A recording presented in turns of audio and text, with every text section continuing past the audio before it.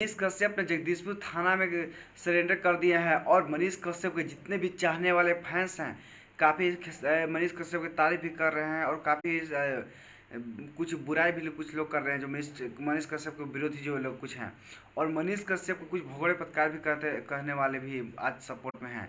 भारत माता ऊपर दिखाइएगा, इधर सारे लोग यहाँ पे पहुँच चुके, क्या कहिएगा? मनीष कश्यप के लिए हम लोग जान दे देंगे, फांसी पे लटक जाएंगे।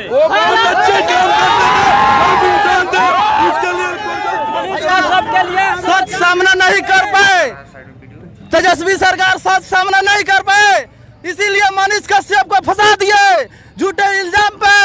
आज तक कोई ऐसा वीडियो नहीं बना था जिससे मनीष कश्यप ने दोषी ठहरे। इसमें सभी